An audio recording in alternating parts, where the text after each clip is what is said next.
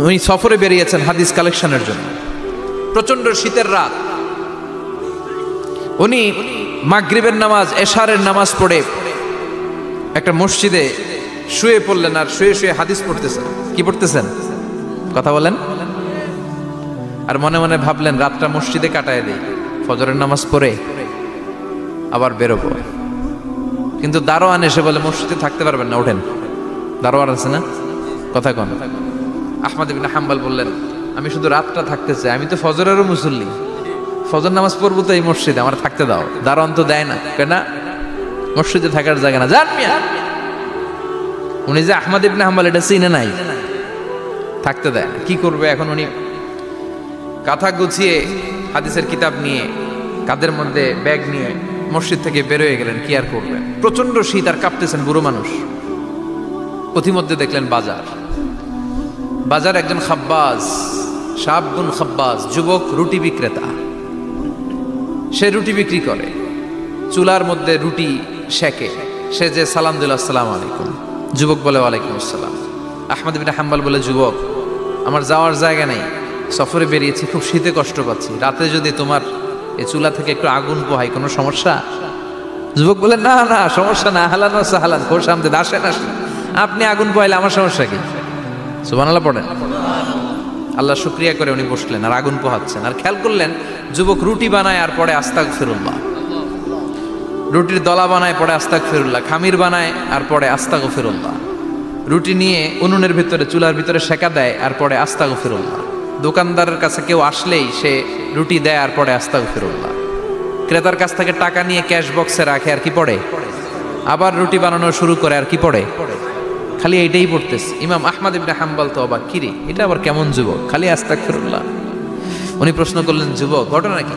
আসার পর থেকেই তোমার দেখতেছি তুমি রুটি বানাও, রুটি বিক্রি করো আর পড়ো আস্তাগফিরুল্লাহ, মালাকা ইয়া শাবাব। যুবক বলে আস্তাগফিরুল্লাহ আমার সবচেয়ে বেশি পছন্দের আমল, আমি সব সময় আঠার মতো ইস্তেগফারের সাথে লেগে থাকি আর সব সময় পড়তে থাকি আস্তাগফিরুল্লাহ, আর এর বদৌলতে আল্লাহ আমারে মুস্তাজাবুদ দাওয়া বানিয়ে দিয়েছে। আহমদ ইবনে হাম্বল তো অবাক, আনতা মুস্তাজাবুদ দাওয়া, তুমি মুস্তাজাবুদ দাওয়া রুটিওয়ালা? আমি এত বছর হাদিস পড়াই, আমিও তো মুস্তাজাবুদ দাওয়া না, আর তুমি রুটি বেচো বাজারে, তুমি মুস্তাজাবুদ দাওয়া, তুমি দোয়া করলে সব কবুল হয়ে যায়? যুবক বলে না আনা মুস্তাজাবুদ দাওয়া, আমি আমার জীবনে যত দোয়া করেছি কবুল করে নিয়েছে কে? সব দোয়া কবুল করে নিয়েছে আল্লাহ, একটা দোয়া ছাড়া। কয়টা? আহমদ ইবনে হাম্বলের কৌতূহল, কিউরিসিটি আরো বেড়ে গেল। কি? সব দোয়া কবুল হয়েছে, একটা দোয়া ছাড়া। মাযালিকা দুআ ইয়া শাব, কি সেই দোয়া? যুবক এবার বলতে শুরু করলো আমার জীবনে যে দোয়াটা আল্লাহ কবুল করে নাই সেটা হচ্ছে আমি আল্লাহর কাছে অনেক চেয়েছি, অনেক দোয়া করেছি যে আল্লাহ, শুনেছি এই জামানার সবচেয়ে বড় মুহাদ্দিস, তার নাম নাকি ইমাম আহমদ ইবনে হাম্বল।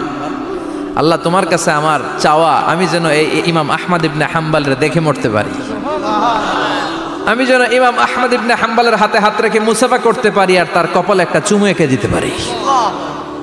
আহমদ ইবনে হাম্বল আবেগপ্রবণ হয়ে গেলেন, চোখের পানি ছেড়ে দিলেন, বললেন যুবক তোমার এই দোয়াটাও কবুল হয়ে গিয়েছে। আহমদ ইবনে হাম্বলের দেখা আর সাক্ষাৎ পাওয়ার জন্য আহমদ ইবনে হাম্বলের বাড়িতে তোমার যাওয়ার দরকার নাই, আহমদ ইবনে হাম্বল তোমার দরবারে ছুটে এসেছে। আনা আহমদ ইবনে হাম্বল মুহাদ্দিসুদ দাহর, আমি নিজেই আহমদ ইবনে হাম্বল। যুবক চোখের পানি ছেড়ে দেয়, আহমদ ইবনে হাম্বল চোখের পানি ছেড়ে দেয়। যুবক চিৎকার মেরে ইমাম আহমদ ইবনে হাম্বলকে জড়িয়ে ধরে, হাতে হাত রেখে মুসাফা করে, কপালের মধ্যে চুমু খায় আর আল্লাহর শুকরিয়া করে বলে ও ইমাম, আসলে এই দোয়াটাও আল্লাহ আজকে কবুল করে নিল।